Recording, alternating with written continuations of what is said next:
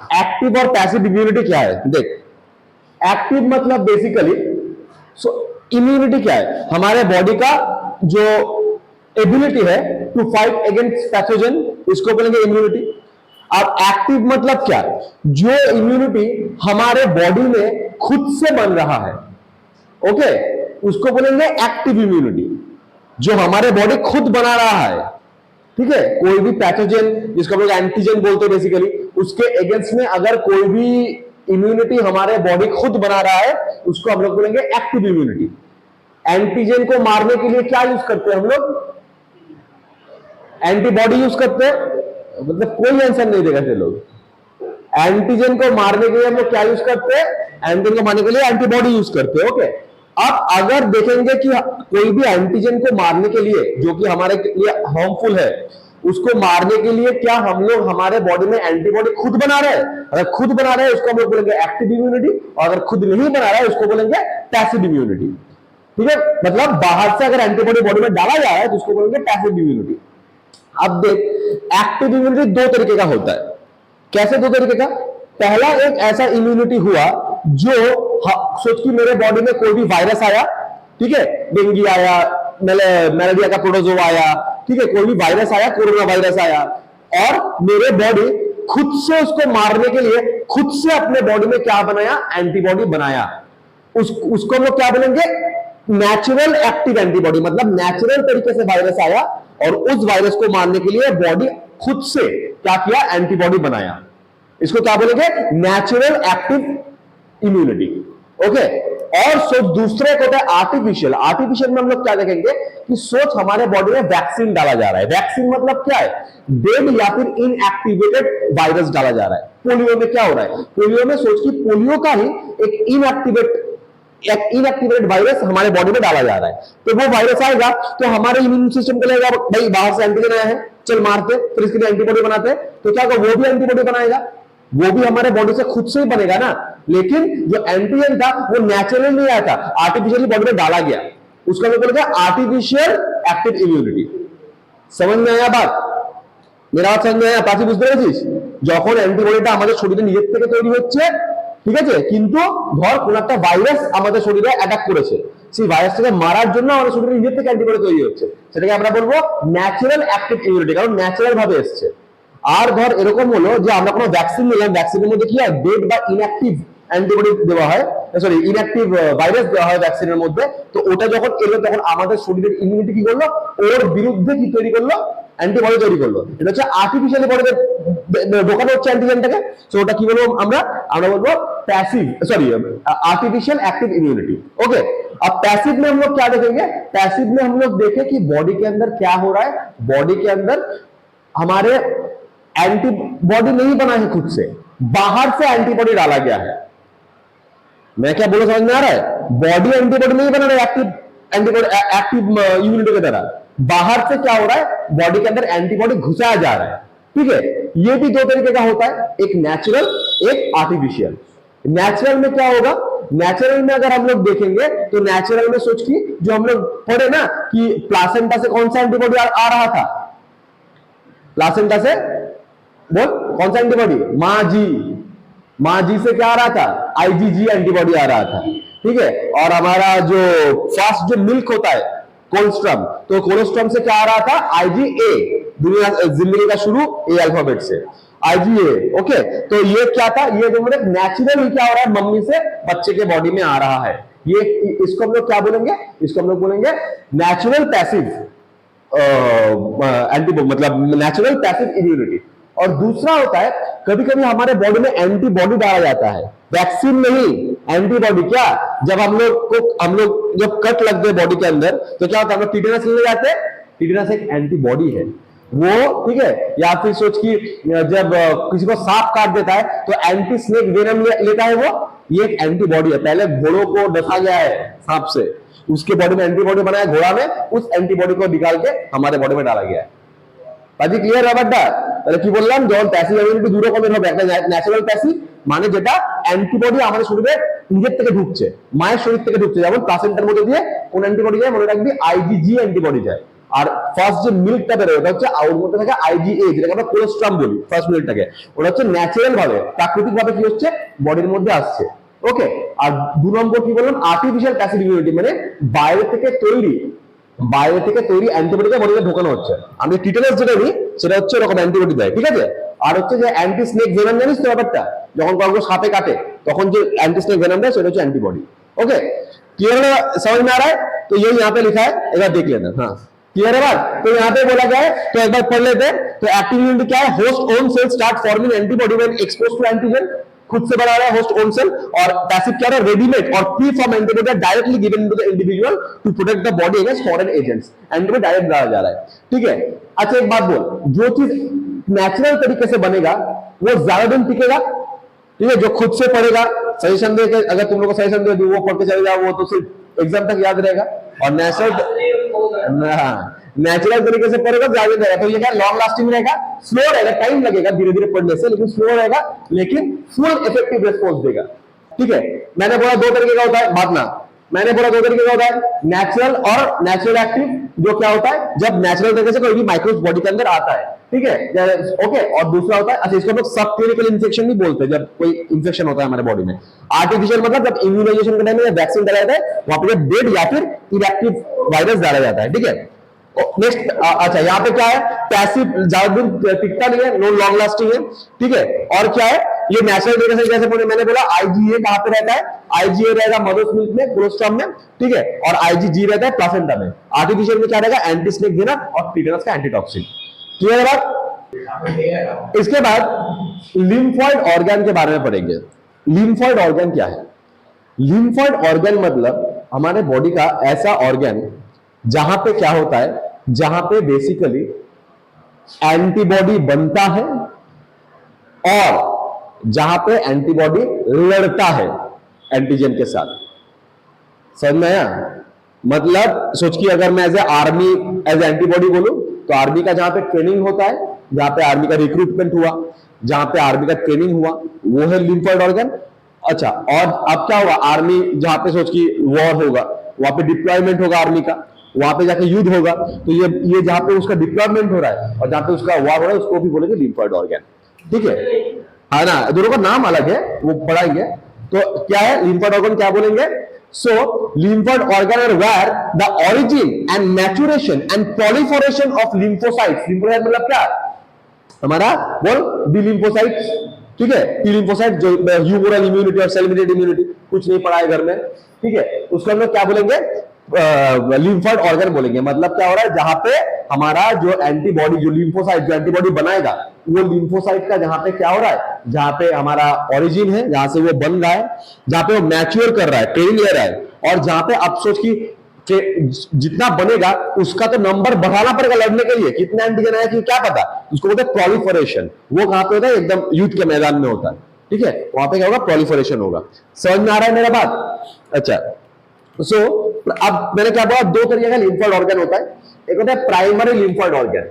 Primary lymphoid organ मतलब organ where immature lymphocytes differentiate into antigen sensitive lymphocytes, ठीक है। Provide micro environment for development and maturation. मतलब क्या होगा, हमारा प्राइमरी लिम्फॉइड ऑर्गन हम लोग उसको बोलेंगे जहां पे जो लिम्फोसाइट्स है, बी लिम्फोसाइट्स, टी लिम्फोसाइट्स, ये जो लिम्फोसाइट्स है, ये क्या होता है, ये ओरिजिनेट हो रहा है और वो मैच्योर हो रहा है। मैच्योर होने का मतलब क्या होता है?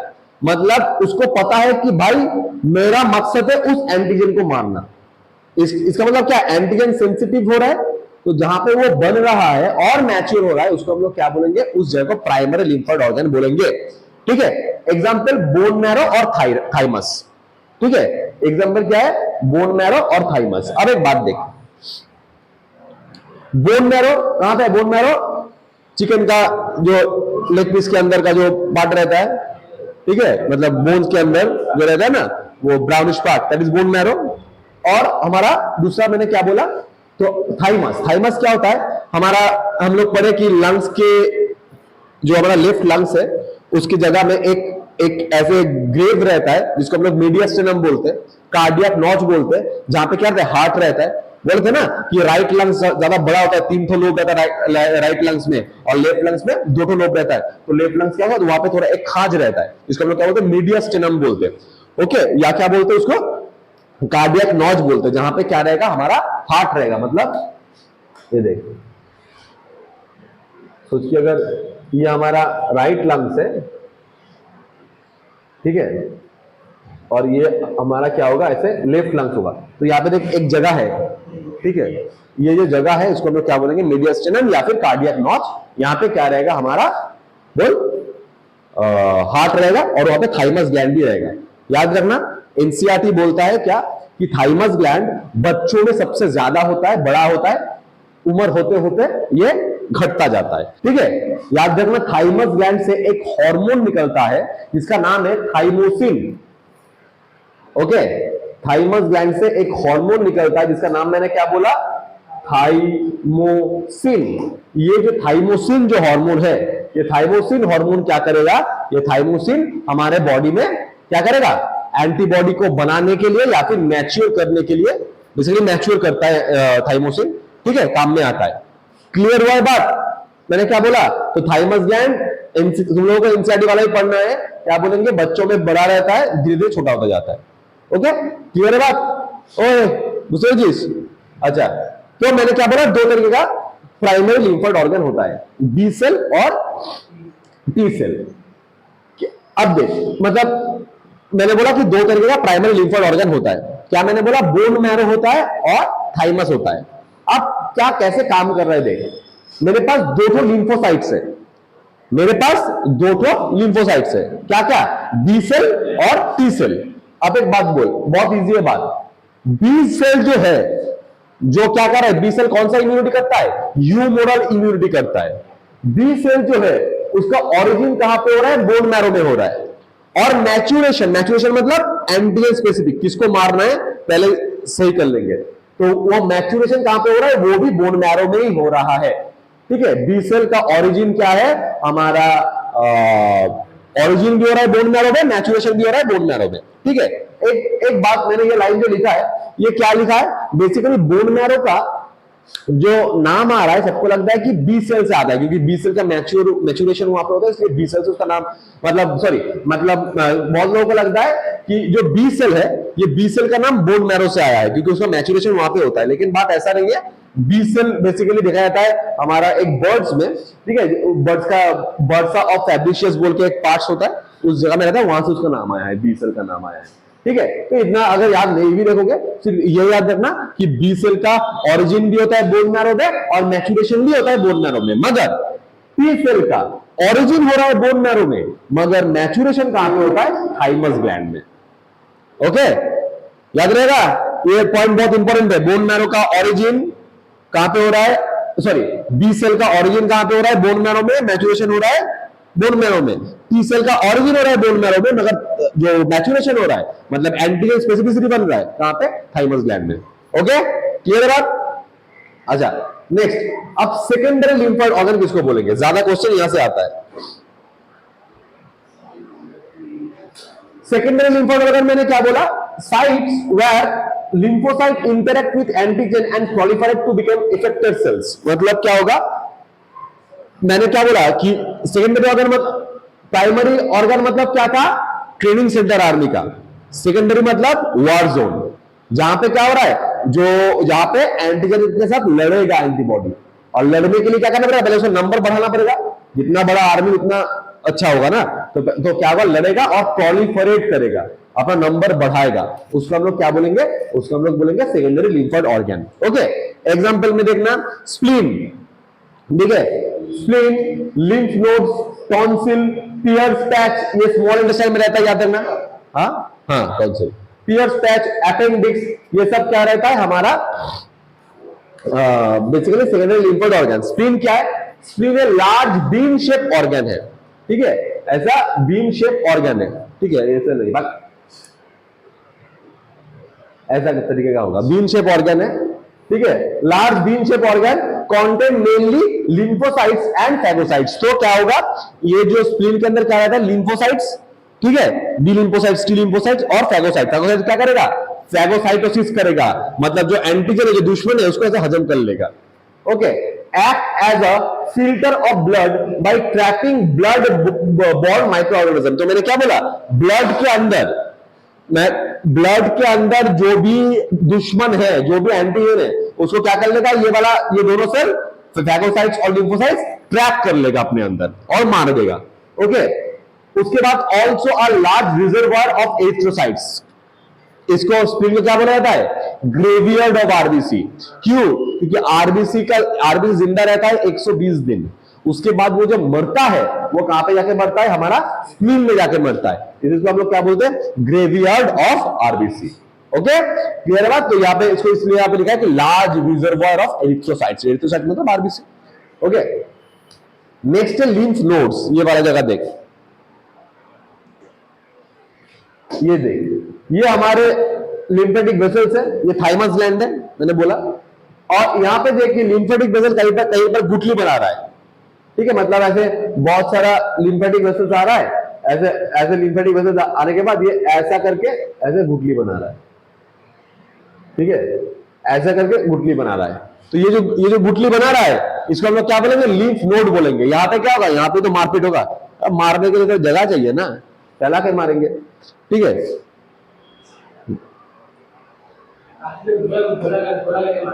अच्छा, सो लिम्फ नोड क्या बोला जा रहा है यहाँ पे, small solid structure located along the lymphatic system, जो हमारे लिम्फ वेसल, जो लिम्फेटिक सिस्टम बना रहा है, जैसे ब्लड वस्कुलर सिस्टम होता है, वैसे लिम्फेटिक सिस्टम होता है, वहां पे क्या करेगा, ये वाला, ये एक स्मॉल सॉलिड स्ट्रक्चर बनाएगा।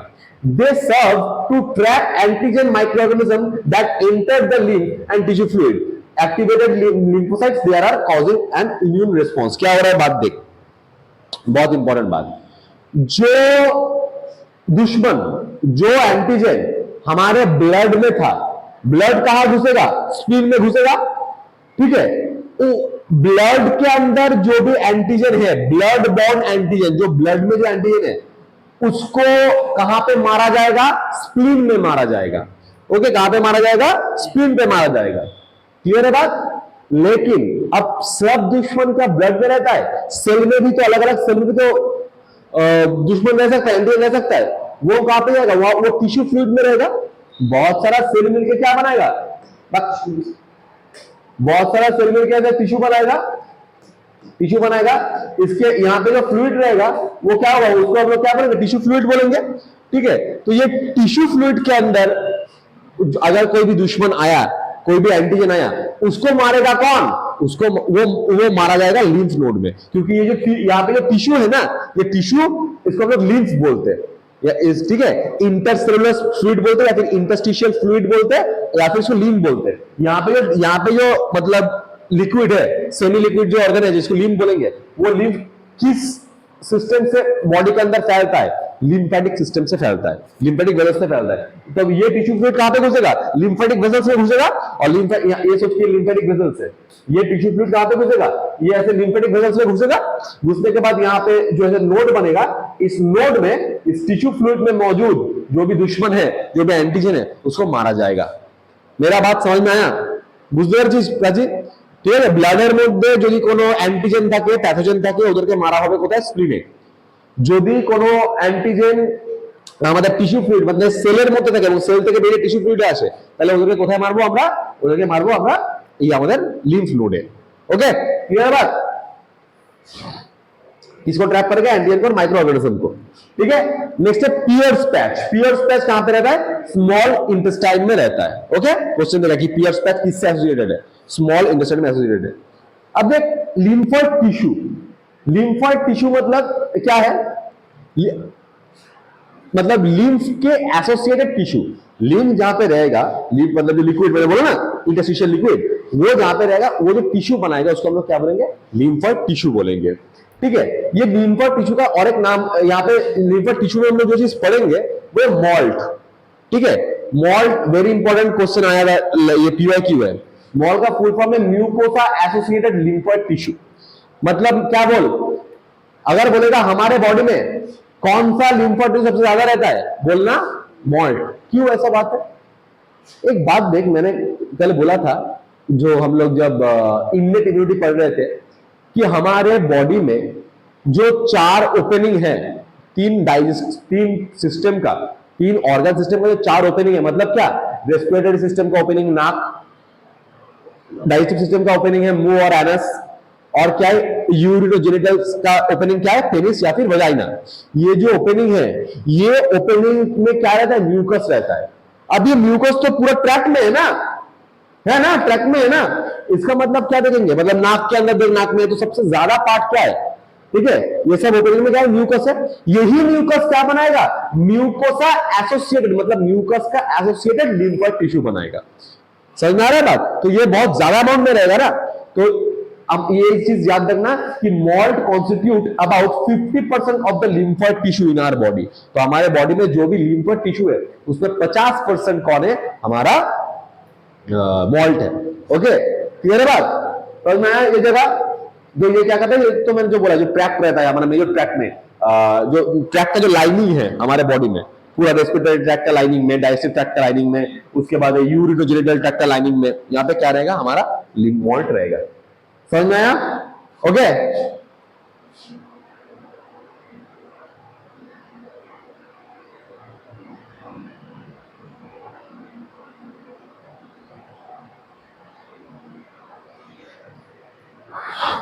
अब वैक्सीनेशन देखेंगे। वैक्सीनेशन क्या है, वैक्सीनेशन मतलब based on the property of memory of immune system. हम लोग देखे थे कि बी सेल के पास, मतलब ह्यूमोरल ये इम्यूनिटी है हमारे बॉडी में, प्लाज्मा सेल से बनता है और बी सेल से बनता है, sorry humoral immunity plasma cell से बनता है और मेमोरी सेल से बनता है। और जो हमारा जो ये इम्यूनिटी है, सेल मीडिएटेड इम्यूनिटी, वहां पे 4 तरीके का सेल था, T killer cell, T suppressor cell, T helper cell और टी मेमोरी सेल। मतलब क्या होता है, प्राचीनकाल का नहीं बोझ वालों को, अगर हमारे बॉडी में कोई भी एंटीजन आया, ठीक है, हमारे बॉडी का इम्यून सिस्टम 2 तरीके से काम करता है। एक तो क्या करेगा, उसको मारेगा। अब मारने के लिए कैसे मारा जाएगा समझ में नहीं आएगा पहले बार, कि वो लाफा से मारता है, घूसा से मारता है, लात से मारता है, बंदूक से मारता है, तो वो डिसाइड करने में टाइम लगेगा। तो अब जब मार दिया, देखा गया कि वो बंदूक से नहीं मारा, लेकिन एक लाफा मार दिया तो मर गया। तो इसका मतलब क्या है, वो एंटीजन का वीक पॉइंट क्या है, लाफा। तो ये वो स्टोर करके रखेगा कि अगर ये वाला गुंडा आया तो इसको मैं लाफा से मारूंगा, ठीक है। बाद में जब वो गुंडा आएगा और लाफा लाफा मारता जाएगा उसको, सेकेंडरी रिस्पॉन्स में जो होता है ना। तो ये क्या है, इसको हम लोग क्या बोलेंगे, ये है हमारा मेमोरी सेल का काम, मतलब याद करके रखता है कि इसको कैसे मारा गया था। इसी कॉन्सेप्ट के ऊपर बेस करके हमारे बॉडी में क्या, हम लोगों को वैक्सीन दिया जाता है। क्या दिया जाएगा, बेस्ड ऑन क्वेश्चन, कि किसके ऊपर बेस करते हैं, मेमोरी ऑफ इम्यून सिस्टम के ऊपर बेस किया जाता है, ठीक है। mechanism, an antigenic preparation of pathogen, inactivated or weakened pathogen antigenic protein called vaccine is introduced in our body। तो मैंने क्या बोला, वैक्सीनेशन में हम लोगों को बॉडी में जो दिया जा रहा है वो एक एंटीजन है, मतलब कोई पैथोजन, वायरस हो सकता है, प्रोटोजोआ, कोई एक एंटीजन है जो एंटीजन इनएक्टिव करके या फिर वीक करके, इनएक्टिव मतलब खत्म, कोई काम का नहीं है, सिर्फ उसका स्ट्रक्चर आएगा, उसको पहचानेंगे हमारे बॉडी। नेक्स्ट है जिंदा है, मगर इतना क्षमता नहीं है उसके अंदर कि वो हमारे बॉडी में नुकसान पहुंचा सके। लेकिन वो जब आएगा उसको मारने के लिए तो उसको वीक पॉइंट समझ लेंगे ना, उसको थोड़ा तो पहचान कराएंगे हम लोग कैसे मारना है उसको, ठीक है। तो एक है, तो मैंने क्या बोला, एक है इनएक्टिव या फिर वीकेंड एंटीजन को डाला जाता है वैक्सीनेशन में हमारे बॉडी में। ओके, अब जब डाला जाएगा तो बॉडी उसको मारने के लिए क्या बनाएगा, एंटीबॉडी बनाएगा, ठीक है। और क्या करेगा, उस एंटीबॉडी बना के उस जो एंटीजन आया है उसको न्यूट्रलाइज कर देगा।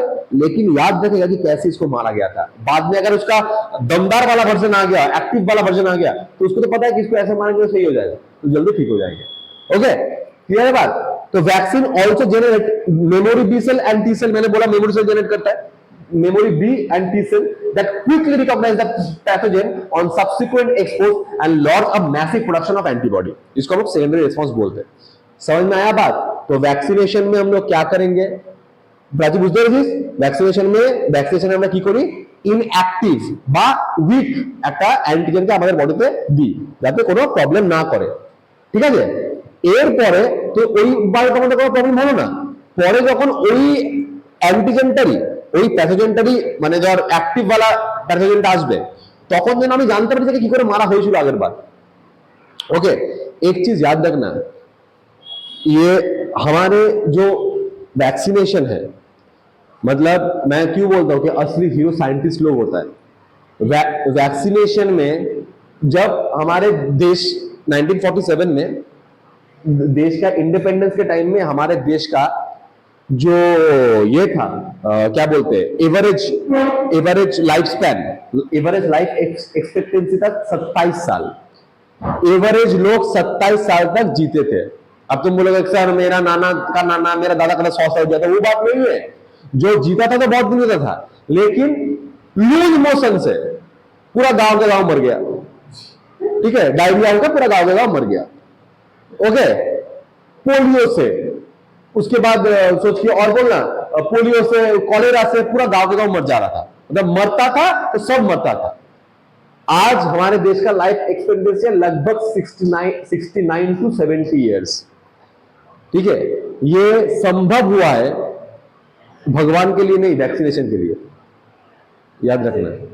ठीक है, तो वैक्सीनेशन इतना इंपॉर्टेंट है। ठीक है, तो ये बात ये इंपॉर्टेंट है, इसको याद रखना। तो वैक्सीनेशन जो कौन किया था, पहला वैक्सीनेशन कौन किया था? एडवर्ड जेनर ने किया था। एडवर्ड जेनर ने किसको, हाँ पढ़ाया इसलिए सुना है। सो पहला वैक्सीनेशन किसको किया था? एडवर्ड जेनर ने। किसके ऊपर? स्मॉल पॉक्स के ऊपर, वेरियोला वायरस। ठीक है, दुनिया में सबसे पहले इरेडिकेट होने वाला डिजीज क्या है? Small pox. बहुत मरता था, याद रखना। ये वैक्सीनेशन मतलब कितना बड़ा सक्सेस है। ठीक है, एक हमारा बंगाली साइंटिस्ट, उसका नाम क्या, दिलीप समथिंग था, उसने ओआरएस बनाया।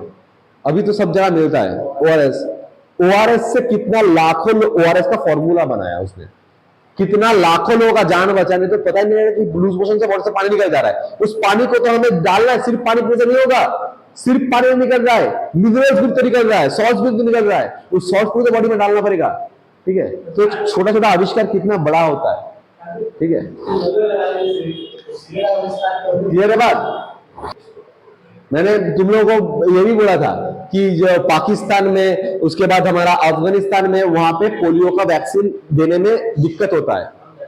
उन लोगों को बोला जाता है कि अगर पोलियो का वैक्सीन हम लोग देंगे तो क्या होगा, हम लोग स्टेराइल हो जाएंगे, बच्चा नहीं पैदा कर पाएंगे। इसीलिए इंडिया में पोलियो इरेडिकेट हो चुका है। अभी भी पाकिस्तान अफगानिस्तान में अभी भी पोलियो है। रिकॉम्बिनेंट डीएनए टेक्नोलॉजी, हम लोग जब बायोटेक्नोलॉजी पढ़ेंगे तब देखेंगे। रिकॉम्बिनेंट डीएनए टेक्नोलॉजी से क्या होता है? वैक्सीन बनता है।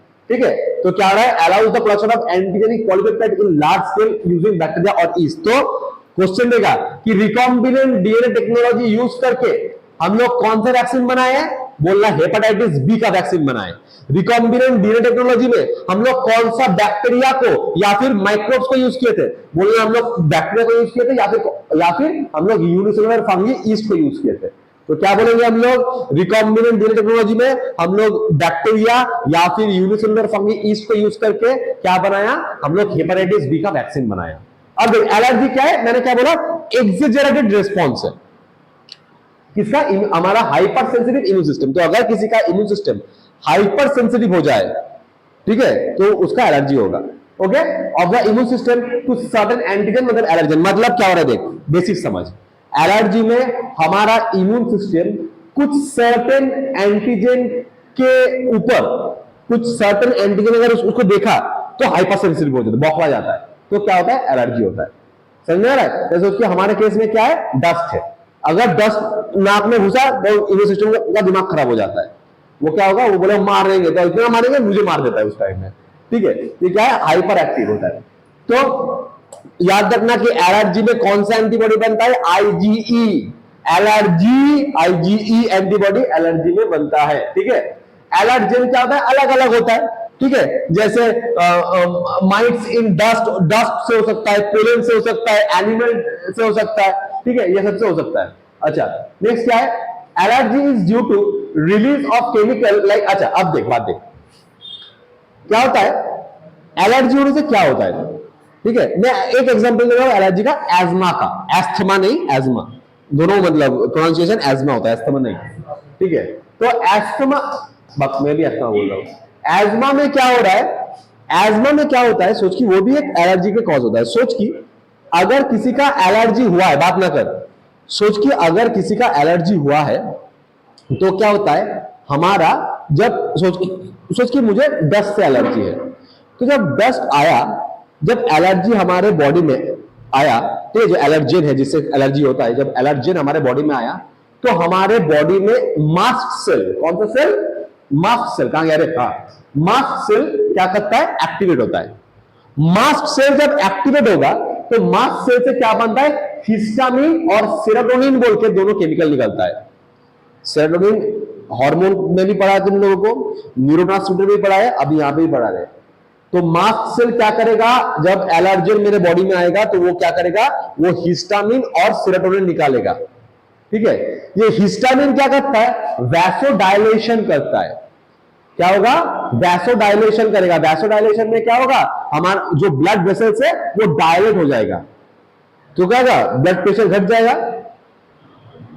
ठीक है, ब्लड प्रेशर और एक हिस्टामिन और एक काम करता है, ये वैसोडायलेशन के साथ क्या करेगा, ब्रोंको कॉन्स्ट्रिक्शन का काम करता है, कॉन्स्ट्रिक्शन का काम करता है। मतलब क्या करेगा, हमारा जो ब्रोंकाई है ना, ट्राकिया यहाँ पे लंग्स में घुसता है, ब्रोंकाई ब्रोंकियोल्स है ना, ये ब्रोंकाई को क्या करेगा, कॉन्स्ट्रिक्ट कर देगा, ब्रोंकियो को कॉन्स्ट्रिक्ट कर देगा। अब अगर जहां वहां से हवा जा रहा था ना, वो सिकुड़ गया, वहां पे सिकुड़ गया वो जगह, तो क्या होगा, वो सांस लेने में दिक्कत आएगा, तो धीरे जोर जोर से सांस लेता है और ब्लड वेसल्स फूल जाता है। ठीक है, समझ में आया अजमा में क्या होता है। तो उस टाइम में क्या होगा, देखना, जो इनहेलर लिया जाता है ना, इनहेलर में क्या रहता है, एंटी हिस्टामिन रहता है। बोलेगा हिस्टामिन तो कम निकल, तो क्या होगा, अगर हिस्टामिन कम निकलेगा तो ये काम धीरे धीरे नॉर्मल हो जाएगा। क्लियर, अगर सिम्टम्स में क्या आएगा, वही, अब ये यार क्या बोले तुम लोगों को, sneezing, watery eyes, running nose, difficulty in breathing, wheezing. ठीक है, वो होगा। अच्छा, वीजिंग मतलब क्या होता है बोलता हूं, वीजिंग मतलब देखना, एजमा पेशेंट कभी देखे हो, हाँ, देखना वो जब सांस लेता है ना, एक आवाज आता है कैसे, एक टाइप का वीजिंग, ठीक है, सीटी जैसा एक आवाज आता है। अच्छा, सो क्या क्या एलर्जी में क्या आएगा, हे फीवर आएगा। ठीक है, हे फीवर किससे होता है, पोलन ग्रेन से होता है, याद रखना, पोलन ग्रेन से एलर्जी होता है हे फीवर में। एजमा मैंने बोला, अच्छा, asthma associated with lower respiratory tract, मैंने बोला ना, ब्रोंकाई ब्रोंकियोल्स लंग्स में। ठीक है, lower respiratory tract caused by bronchoconstriction, मैंने बोला ना, ब्रोंको का कॉन्स्ट्रिक्शन हो जाता है। एनाफाइलेटिक शॉक, मार बताइए, एनाफाइलेटिक शॉक एक सीवियर रिएक्शन है, पेनिसिलिन इंजेक्शन लेने से होता है, एंटीबायोटिक पेनिसिलिन से होता है, where the histamine release cause vasodilation leading to drop in blood pressure and potentially in death. तो वही बात है, अगर किसी का पेनिसिलिन से इंफेक्शन है, अगर उसका एनाफाइलेटिक शॉक हो गया तो क्या होगा, उसका जो मास्ट सेल है बहुत ज्यादा हिस्टामिन रिलीज करेगा, उसके जो ब्लड वेसल्स है वो बहुत ज्यादा डायलेट कर जाएगा, और डायलेट कर गया तो क्या होगा, उसका ब्लड प्रेशर घट जाएगा, मर सकता है। ओके, डायग्नोस्टिक रिस्पॉन्स में क्या रहेगा, patients exposed to inject with very small dose of allergen to study reaction। अच्छा, कैसे हम लोग ये करेंगे, किसी को कुछ एलर्जी है या नहीं, वो देख के देखो ना, मेरे दस्त में है या नहीं, मुझे नाक में थोड़ा डस्ट दे के देखो, बेंगन से, प्रॉन से, अलग अलग से एलर्जी होता है, वो देख के देखो एलर्जी। ठीक है, अच्छा, ट्रीटमेंट में क्या रहेगा, हम लोग बोले कि एंटीहिस्टामिन देंगे और एड्रेनालिन देंगे, सेरोटोनिन से एड्रेनालिन देंगे और स्टेरॉइड्स देंगे। ये तीनों से क्या करेंगे, एंटीहिस्टामिन, बाद में एंटीहिस्टामिन, एड्रेनालिन और स्टेरॉइड्स, ये तीनों से हम लोग इसको ट्रीट करते हैं। ठीक है, ऑटो इम्यूनिटी, ऑटो इम्यूनिटी मतलब क्या होता है, सोच कि ऑटो इम्यून डिसऑर्डर बहुत इंपॉर्टेंट, ये बहुत खतरनाक चीज है, मैंने बोला था। ऑटो इम्यूनिटी मतलब अगर हमारे बॉडी का इम्यून सिस्टम जिसको मारना था, पैथोजन को जो बाहर से आया है, वो अगर हमारे बॉडी के अगेंस्ट काम करने लगे, हमारे बॉडी का सेल को मारने लगे, उसको क्या बोलेंगे, ऑटो इम्यूनिटी बोलेंगे। ओके, समझ में आया, बुझলি আমাদের যে ইমিউনিটিটা ওটা মারার কাকে কথা ছিল, বাইরে থেকে যে প্যাথোজেন আসবে, অ্যান্টিজেন আসবে, ওদের ও আমার শরীরের সেলকে মারতে লেগেছে हाइपर एक्टिव हुए, तो that is auto immunity. Okay, auto disease क्या क्या रहेगा, समटाइम, अच्छा, ये कभी कभी जेनेटिकल होता है।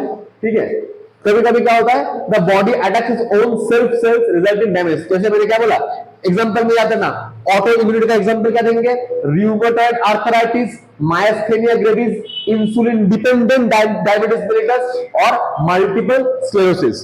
ये चारों क्या है हमारा ऑटो इम्यूनिटी। यहां पे क्या हो रहा है, हमारा बॉडी का इम्यून सिस्टम बाहर का पैथोजन को ना मार के हमारे बॉडी का सेल को मारने लग रहा है। ऑटो इम्यून मतलब क्या कर रहा है, हमारे बॉडी का इम्यूनिटी, हमारे बॉडी का इम्यून सेल हमारे पैनक्रियास का बीटा आइलेट्स ऑफ लैंगरहैंस का बीटा सेल को मार रहा है। तो अगर वो सेल ही नहीं रहेगा तो इंसुलिन कैसे बनेगा? वो टाइप पे उस वहां पे तुमको बाहर से इंसुलिन इंजेक्ट करना पड़ता है पूरा जिंदगी भर। अब देख ग्राफ्ट रिजेक्शन, मैंने बोला था ये थोड़ा सा, ग्राफ्ट रिजेक्शन में क्या है, वही बात है कि मेरा किडनी डैमेज हो गया है। अब बिट्टू बोल रहा है कि मैं अपना किडनी एक सर को दे दूंगा, मुझे आईफोन खरीदना है, ठीक है। अब क्या है, तो अब क्या रहेगा, तो जब बिट्टू का किडनी मेरे बॉडी में आएगा तो मेरा बॉडी क्या बोलेगा कि ये मेरा दुश्मन है, बिट्टू का किडनी मेरे बॉडी का दुश्मन है, उसको रिजेक्ट कर देगा मेरा इम्यून सिस्टम। इसको बोलते हैं ग्राफ्ट रिजेक्शन। ओके, क्लियर है बात? तो जब हार्ट, लीवर, किडनी को भी ट्रांसप्लांट होता है तो क्या होता है, हमारे बॉडी समझ वो लगता है कि वो बाहर से आया मतलब दुश्मन है, ये मेरा एंटीजन है, इसको मारेंगे, ठीक है। बोलते ग्राफ्ट रिजेक्शन। ये कौन सा इम्यूनिटी करता है, बोलना सेल मीडिएटेड इम्यूनिटी करता है, मतलब टी सेल, टी लिम्फोसाइट करेगा, ठीक है। तो ये ग्राफ्ट रिजेक्शन कौन करेगा, cell mediated immune system, CMI मतलब टी सेल करता है, उसको रिजेक्ट कर देता है। अब क्या क्या होता है देख, ये वाला बाहर से है थोड़ा, मतलब एक्स्ट्रा पॉइंट है, क्या अलग अलग ग्राफ होता है, मतलब आइसोग्राफ। आइसोग्राफ किसको बोलेंगे, जब ट्विन से जब एक ट्विंस में एक जब दूसरे को कोई भी बॉडी पार्ट दे उसको बोलेंगे आइसोग्राफ।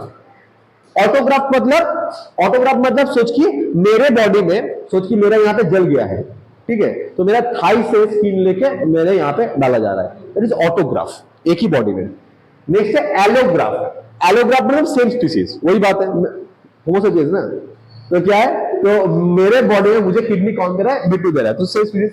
और जेनोग्राफ में मैंने तुम लोगों को बोला था कि ये जो हम लोग हार्ट बनाते हैं, ये वैलेंटाइन हार्ट किसको बोला जाता है, सुअर का हार्ट को बोला जाता है, ठीक है। तो हमारे हार्ट से सबसे क्लोजली रिलेटेड कौन है, सुअर का हार्ट। तो क्या होता है, कभी कभी अगर किसी का हार्ट में एक्सीडेंट होता है, ये अमेरिका में हुआ है कुछ दिन पहले, तो क्या है, अगर हार्ट ट्रांसप्लांटर में इंसान के हार्ट के जगह सुअर का हार्ट उसके अंदर डाला गया है, ठीक है, यह जेनोग्राफ्ट। ओके, जिंदा था कुछ दिन फिर मर गया, क्यों, लेकिन वो हार्ट के लिए नहीं था, उसके बॉडी में और भी दिक्कत था, उसके वजह से ही मरा है, ठीक है। हाँ नहीं कुछ दिन था, हाँ अच्छा। अब अच्छा, इसके बाद हम लोग क्या करेंगे, लेकिन ट्रांसप्लांटेशन के पहले हम लोग देख लेंगे कि सेम ब्लड ग्रुप क्या है, तो अगर बी पॉजिटिव है तो बी पॉजिटिव भी मुझे देख पाएगा, ठीक है। नेक्स्ट क्या है, अच्छा अब एक बात देख, तो मैंने क्या बोला कि जब ग्राफ्ट रिएक्शन मतलब क्या होता है कि दूसरा अगर किसी का बॉडी पार्ट अगर मेरे बॉडी में आएगा तो मेरे बॉडी उस ग्राफ्ट को, उसको क्या बोले ग्राफ्ट, वो किडनी को क्या बोले ग्राफ्ट, जो बिट्टू मुझे देगा उसको रिजेक्ट कर देगा, कौन, मेरा इम्यून सिस्टम। तो जब ये ऑपरेशन होगा, जब बिट्टू का किडनी मेरे बॉडी में आएगा तो क्या करना पड़ेगा, मेरा इम्यून सिस्टम को सुला दिया जाएगा, इम्यून सप्रेशन है ना, जब सुला दिया जाएगा इसको हम लोग क्या बोलेंगे, इम्यूनो सप्रेशन ड्रग दिया जाएगा। एक इम्यूनोसप्रेशन ड्रग का नाम क्या है, साइक्लोस्पोरिन ए। किससे बनता था साइक्लोस्पोरिन ए, ट्राइकोडर्मा पॉलीस्पोरम फंगस से बनता था। ऐसे कनेक्ट करके पढ़ना है, माइक्रोब्स इन ह्यूमन वेलफेयर में नहीं पढ़ा है। तो कहा यार, उसके बाद 11 में पढ़ा था, लेकिन ट्राइकोडर्मा पॉलीस्पोरम से क्या बनता है, ये फंगी है, ठीक है। तो क्या रहेगा, एक फंगी जिसका नाम क्या है, ट्राइकोडर्मा